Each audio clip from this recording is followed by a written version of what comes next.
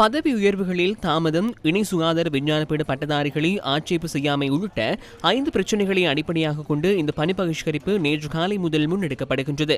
கொழும்பு தேசிய வைத்தியசாலை, மாத்துரை, யாழ்ப்பாணம், கிளிநொச்சி, மட்டக்களப்பு உள்ளிட்ட நாட்டின் பல வைத்தியசாலைகளில் முன்னெடுக்கப்படும் பணி பகிஷ்கரிப்பினால் நோயாளர்கள் இன்றும் சிரமங்களை எதிர்கொண்டனர்.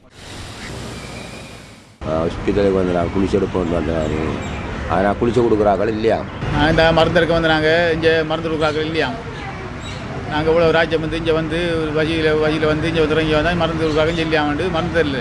நாங்கள் என்ன திருப்பி போகணும், அங்கே போகணும். இன்றைக்கி மருந்து எடுக்க கிளினிக் வர சொன்னாங்க. இன்றைக்கி கிளினிக் வந்தோம்.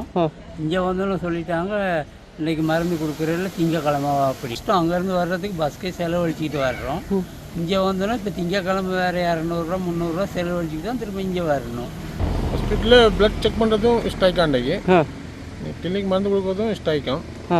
நாங்கள் வந்து திரும்பி போகிறோம். இந்த நிலையில் சேவைக்கு சமூகம் அளித்து கலந்துரையாடலுக்கு வருமாறு சுகாதார அமைச்சர் டாக்டர் நலிந்து ஜெயதிசவினால் பணிப்புறக்கணிப்பில் ஈடுபட்ட தரப்பினருக்கு நேற்று அழைப்பு விடுக்கப்பட்டது.